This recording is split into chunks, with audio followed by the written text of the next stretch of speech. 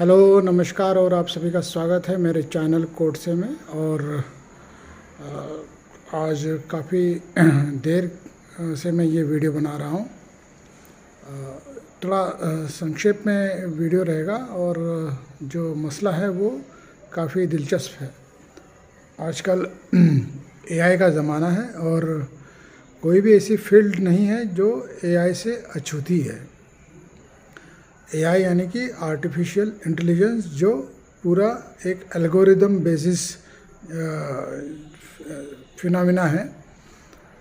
वो चाहे software industry हो, फाइनेंशियल सेक्टर हो, रिसर्च हो, एकेडमिक्स हो या एंटरटेनमेंट हो या और भी तकनीकी जो क्षेत्र है, और साथ ही में जो लीगल प्रोफेशन है, इन सभी क्षेत्रों में एआई का अपना एक दखल है। और एक एआई से एक इतना तो मैं मानूंगा कि एक सहूलियत बेसिस की अगर बात करूं तो काफ़ी इजी गोइंग हो गया है एआई टूल को यूज़ करते हुए। अगर आप कोई रिसर्च ओरिएंटेड या कोई एकेडमिक पर्पस से कोई चीज़ों की जानकारी रखना चाहते हो तो एआई टूल्स का काफ़ी बखूबी इस्तेमाल किया जा सकता है। या एक डिटेल सब्जेक्ट के ऊपर अगर कोई जानकारी पानी हो या कोई तैयारी करनी हो किसी प्रोजेक्ट को लेकर, तो एआई टूल का बखूबी इस्तेमाल किया जाता है। और अभी तो अमूमन प्रचलन सा हो गया है कि एआई टूल का इस्तेमाल काफ़ी तरीके से हो रहा है और एकदम प्रोफेशनल फील्ड से लेकर टेक्निकल फील्ड से लेकर आम जीवन में भी जो है एआई टूल का इस्तेमाल किया जा रहा है। लीगल प्रोफेशन इससे अछूता नहीं है। उसका मैं इस तरह से जिक्र करूंगा कि अभी जो भी सारे जो ट्रांसलेशंस हो रहे हैं जजमेंट्स के, सुप्रीम कोर्ट, हाई कोर्ट या और भी ट्रिब्यूनल्स के जो रीजनल लैंग्वेजेस में, उसमें एआई टूल का काफ़ी बखूबी से इस्तेमाल किया जा रहा है। Ex chief justice DY Chandrachud का इसमें काफ़ी अहम रोल रहा है। और अभी लॉयर्स को भी एआई टूल्स का इस्तेमाल करना पड़ता है। और ये मैंने पाया है कि ज़्यादा करके जो क्लाइंटर्स जो आते हैं आजकल, वो पहले तो गूगल सर्च था ही, अभी तो जेमिनी आ गया है, और अब जो है वो एआई टूल का इस्तेमाल करके वो खुद ही रिसर्च करके आ जाते हैं। तो ऐसा ही एक वाक़या हुआ, वो जो एक प्रैक्टिकल या एक पर्सनल एक्सपीरियंस की बात करूं तो मेरे पास हाल ही में एक मसले को लेकर कुछ क्लाइंटल आए और उन्होंने कहा कि ये इस तरह से केस करना है और इस पे पहले केस करने के पहले एक कानूनी नोटिस जारी करनी है। तो मैंने बोला ठीक है, डॉक्यूमेंट्स वगैरह उन्होंने दिए। तो बाकायदा उसमें एक उन्होंने तो कहा था कि ये सिनॉप्सिस है, लेकिन हालांकि वो सिनॉप्सिस के बगैर वो पूरा डिटेल ड्राफ्ट ही था लीगल नोटिस का। तो उस पूरे मतलब लगभग 40-50 पन्नों की लीगल नोटिस थी और वो पढ़ते ही मालूम पड़ रहा था कि बंदे ने एआई का भरपूर इस्तेमाल किया है।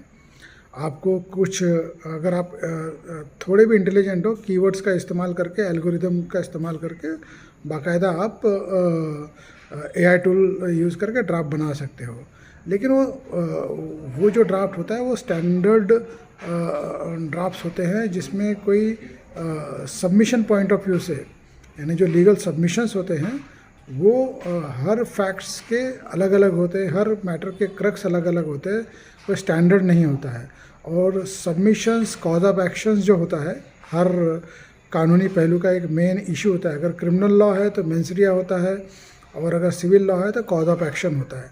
तो कॉज ऑफ एक्शन जो है वो एआई टूल्स के इस्तेमाल करने भर से आप उस चीज़ को जनरेट नहीं कर सकते हो।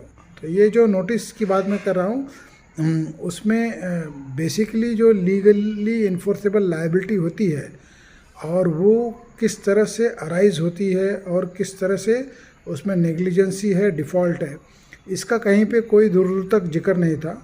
जो एआई टूल का जिस बंदे ने इस्तेमाल किया था, उन्होंने अपना जो कीवर्ड्स डाले और एक जो स्टैंडर्ड फॉर्मेटेड, वो अगर एआई टूल का ना ही इस्तेमाल करता, गूगल में ही जाके अगर कीवर्ड डालता, तो उसको इस तरह के ड्राफ्ट टेम्पलेट्स मिल जाते। और ये एआई टूल आने के पहले भी कई खास करके जो चार्टर्ड अकाउंटेंट्स होते हैं या कंपनी सेक्रेटरीज होते हैं, वो अपना जो विजडम गूगल रिसर्च का ही इस्तेमाल करके ज़्यादा करते हैं। प्रैक्टिकलिटी उसमें बहुत ही डिफरेंस होता है। शायद उन्हें उस चीज़ का ज्ञान ही नहीं है और उन्हें पता भी नहीं है, बट क्योंकि अपने स्टेक होल्डर्स को खुश करना होता है, अपने क्लाइंटल को खुश करना होता है, तो टेम्प्रेरी वो एक इस तरह का ड्राफ्ट जनरेट करते हैं। जब वो ड्राफ्ट जाता है इवैल्यूएशन के लिए एक्सपर्ट लॉयर के पास, सॉलिसिटर्स के पास या काउंसिल्स के पास, तब हमें मालूम पड़ता है कि उसमें कितनी खामियां हैं, कितनी खामियाजा है। अगर उसको इसी रूप में अगर हम फाइल करते हैं तो कोई केस टिके ही ना। तो ऐसा ही इस मसले में हुआ कि ये जो ड्राफ्ट लेके आए थे, तो 50 पन्नों का ड्राफ्ट था और जो भी तरीके से ड्राफ्ट किया गया था उसमें कंटेंट में नहीं जाना चाहूँगा, लेकिन जो लीगल सबमिशंस होता है, कॉज ऑफ एक्शंस होता है, वो मिसिंग था। तो मेरा कहने का मतलब है कि एआई टूल्स जो है वो आपको एक हैंडी हो सकते हैं, आपको एक एफिशिएंट या एक टाइम फ्रेम में कोई चीज़ को रखने में मदद कर सकते हैं, बनाने में मदद कर सकते हैं, लेकिन वो फुल प्रूफ नहीं हो सकते हैं। और उसमें कई सारे उसके मेरिट्स भी है, डिमेरिट्स है। मेरिट्स ये है कि आपका रिसर्च बेस्ड अगर स्ट्रॉन्ग करना हो, आपको एकेडमिक पर्पस से स्ट्रॉन्ग करना हो, कोई इवैल्यूएशन करना हो, तो आप या स्टडी पर्पस से ये करना हो तो आप उस चीज़ का इस्तेमाल कर सकते हैं। लेकिन कई बारी होता है कि एआई टूल्स का इस्तेमाल करते हुए डेटा थेफ्ट का इशू होता है, कॉपीराइट या ट्रेडमार्क या आईपीआर इन्फ्रिंजमेंट का इशू होता है, एथिक्स जो है, जो एथिकल लॉ है उसका वायलेशन होता है। तो इस लिहाज से जो भी मेरे मित्र हैं वो एआई, ऑफकोर्स आपको एआई टूल्स का यूज़ करना चाहिए, जो मैं भी करता हूँ, लेकिन मैं कोई कंप्लेंट या पिटीशन या लीगल नोटिस या सबमिशंस को ड्राफ्ट करने के लिए नहीं करता हूँ। बहुत कम एआई का इस्तेमाल मैं करता हूँ, ज़्यादा करके ट्रांसलेशन या एक स्पेसिफिक रिसर्च पर्पस से। बट जो भी कोई इस तरह का एआई टूल्स यूज़ करके कोई पिटीशन या लीगल नोटिस या सबमिशंस या केस लॉ एनालिसिस या रिटर्न स्टेटमेंट अगर आप बनाने की कोशिश करते हो, तो मेरी आपसे एक ही रिक्वेस्ट है कि हर केस का एक अपना अलग फैक्ट होता है, हर केस दूसरे केस से अलग होता है। हर वो केस जो ऑलरेडी पब्लिक डोमेन में है उससे ज़रूरी नहीं कि वो सिमिलर हो। तो इस लिहाज से जो भी एआई टूल्स का इस्तेमाल करके जो स्टैंडर्डाइज सबमिशंस आता है, उससे आप थोड़ा सा परे रहिएगा। डिटेल में रिसर्च करके, पर्टिकुलर रिसर्च करके, पर्टिकुलर एक्ट, रूल्स, प्रेसिडेंट जो जजमेंट्स हैं और आपके क्लाइंट के जो फैक्ट्स हैं उसके मुताबिक जो भी एप्लीकेबल लॉज है, अर्लियर प्रेसिडेंट है, डिसाइडेड जजमेंट्स हैं, और इन सारे तमाम मुद्दों को और कानूनी पहलुओं को परखते हुए, जांचते हुए, इंटरप्रेट करते हुए, तब आप उस तरह का पिटीशन, लीगल नोटिस या सबमिशन बनाइए। और आप लोगों से ये विनती रहेगी कि इस तरह के जो टेम्पलेट्स, ड्राफ्ट जो आपको ऑनलाइन मिलते हैं या जो आप अपने विजडम में उसे यूज़ करते हो और क्लाइंट के पास लेके जाते हो और कहते हो कि ये मेरी समरी है, ये मैंने बनाया है, तो उससे आप सिर्फ और सिर्फ अपने आप को मिसलीड ही करते हो, क्योंकि अल्टीमेटली ये जो सब चीज़ें हैं वो कोर्ट के पास जाने के बाद में कोर्ट उसको इंटरप्रेट करेगा। तो एआई एक आपको हैंडी हो सकता है, हैंडी टूल हो सकता है रिसर्च तक की, जहाँ तक की बात हो, लेकिन आप अगर सोचो कि पर्टिकुलर फैक्ट के ऊपर वो पूरी प्लीडिंग्स बना दे, तो मुझे नहीं लगता कि वो इतना अभी एडवांस हो चुका है। End of the day AI tools का इन्वेंशन भी ह्यूमन ब्रेन ने किया हुआ है, तो उसकी अपनी एक लिमिटेशंस है, उसके मेरिट्स है, डिमेरिट्स है। डिमेरिट जैसे मैंने बताया है, डेटा थेफ्ट है, आईपीआर इश्यूज़ का इन्फ्रिंजमेंट का इशू है, और एथिक्स।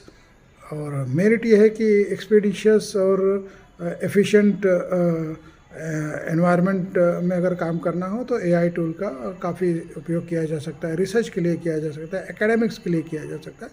लेकिन fact to fact basis day to day legal practice में मुझे नहीं लगता कि उस तरह से उसका जो स्टैंडर्ड टेम्पलेट है उसको हम यूज़ में लाए या उससे लाने से बचे रहे, क्योंकि हम एक अपना एक अलग जो है फैक्ट टू फैक्ट बेसिस पे जो एक रिसर्च के बेसिस पे जो प्लीडिंग्स बनती है वो फुल प्रूफ होती है। तो मैंने सोचा आप सभी को मैं इस चीज़ से अवगत कराऊं। उम्मीद है कि आपको पहले से ही पता होगा, लेकिन फिर भी मैंने सोचा कि आपको बता ही दूं। तो मैं इसी वीडियो के साथ ये आज का एपिसोड समाप्त करता हूं। फिर मैं मिलूँगा अगले एपिसोड में ऐसे ही किसी कानूनी मसले को लेकर। तब तक के लिए आप सभी से विदा। धन्यवाद। Thank you. Have a nice day and good night.